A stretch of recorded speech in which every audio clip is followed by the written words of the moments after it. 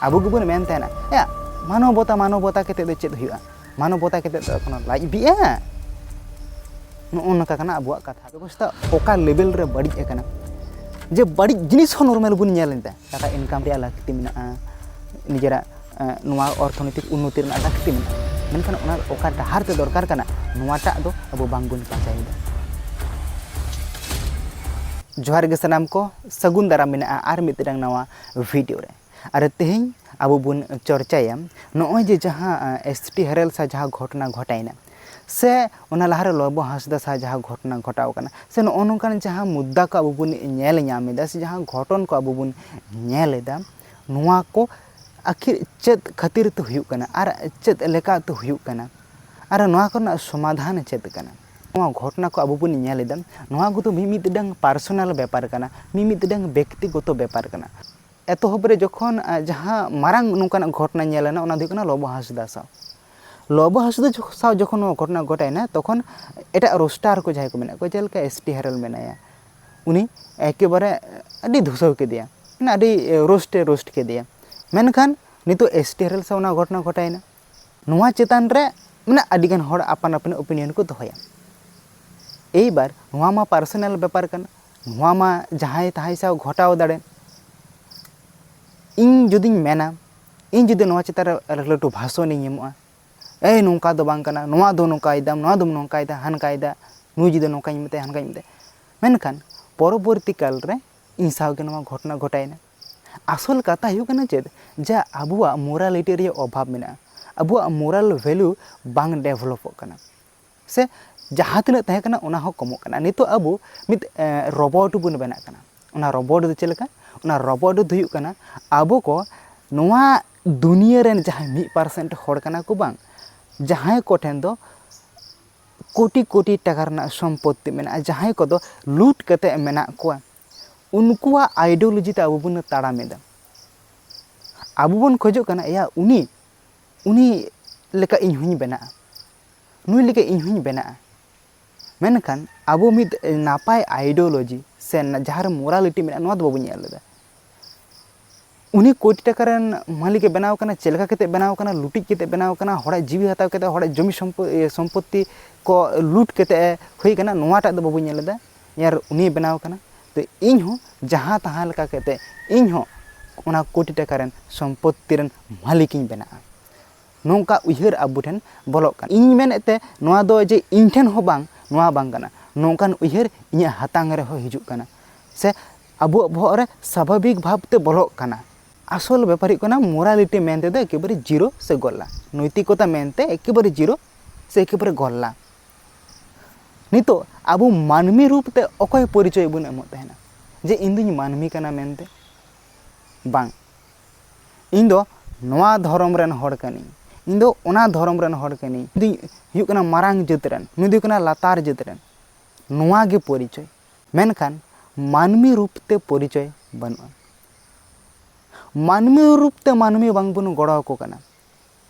नोय जे घटना को बुन नेल केदा जहां दो ओय बाहा मई सा जहां घटना घटायना रामपुर हाट रे ओनारे तिना गान दिकु छातिक को आबु को गड़ो का बुना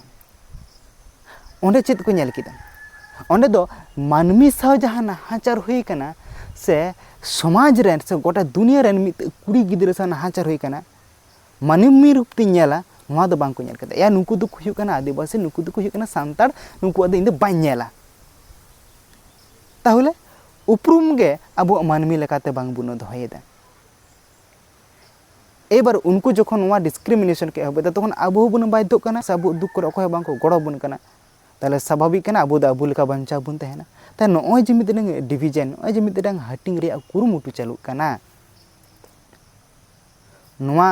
दो आबो बांग बुन बुझाव दाड़े कना नोआ को मुदरे जहां मोरालिटी के जहां नैतिकता कना भागे ओकाटा बड़ी ओकाटा नोआ बांग बुन उहिर दाड़िया कना आर नोआ रना फल स्वरूप गे कना नो ओनकान घटना को घटाव रिया इंसानियत ह्यूमैनिटी रिया अभाव आबो दो ह्यूमैनिटी तो बांग लगती बन कना आबो गुबुन मेन तहना या मानवता केते दो चेद हुआ मानवता केते दो कोनो लाज बिया नो ओनका कना आबुआ कथा दो आबो दो मिद व्यक्ति स्वार्थ गे बुन नेलेदा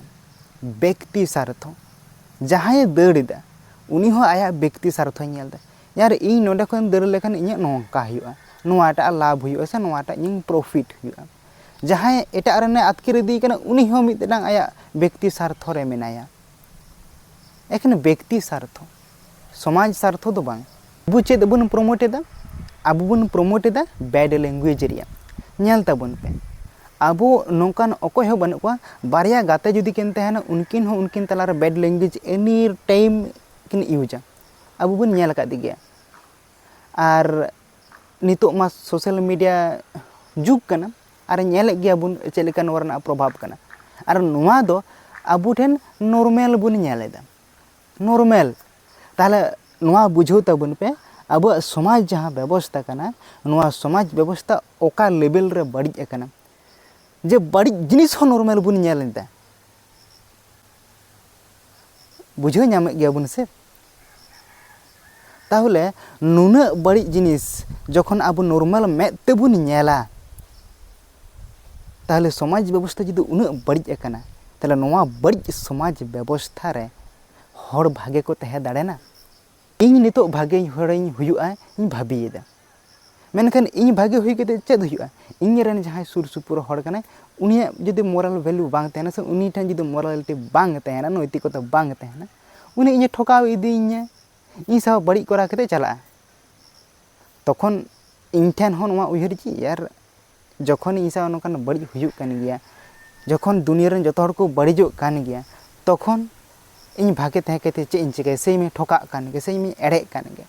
मुचाद रे नोआ कथा इन मेना जे नोआ जहां घटना को हुयुक काना नोआ रिया एतोहब दरकार काना मिद निरपेक्ष विचार दरकार काना आर अबुआ सावता रे मोरालिटी डेवलप दरकार काना आबु को मोरालिटी बांग बुन सेड़ायदा आबु बांग बुन सेड़ायदा जे नोआ दो भागे जिनिस काना मेनते नोआ दो बड़ी जिनिस काना मेनते या नोआ को दो समाज रे भागे बांग हुयुक काना मेनते आबु दुबुन सेड़ायदा आम दो चेलका केते टाकाम इनकामा ओना दो भागे डहार ते दो बांग रहो आम दो बड़ी डहार तेगे इनकाम में मेनखान इनकाम में अवश्य टाका इनकाम रे लागती मेना निजेरा नोआ अर्थनैतिक उन्नति रना लागती मेना मेनखान ओना ओका डहार ते दरकार काना नोआटा दो अबु बांग बुन पांजायेदा नोआटा अबु बांग बुन सेड़ायेदा ताहले अबुआ अंतर भितर रे मोरालिटी डेवलप दरकार ह्यूमैनिटी डेवलप दरकार तबे आनिज गे नोआ को प्रॉब्लम को चाबा और नोआ को जतो दिन अबु बांग बुन डेवलप दाड़ेना ततो दिन नोआ प्रॉब्लम को बांग चाबा तो आपया चेत ओपिनियन कना ओना कमेंट बॉक्स रे कमेंट करते लay तबन पे और मा तबे सनाम को जोहार गे।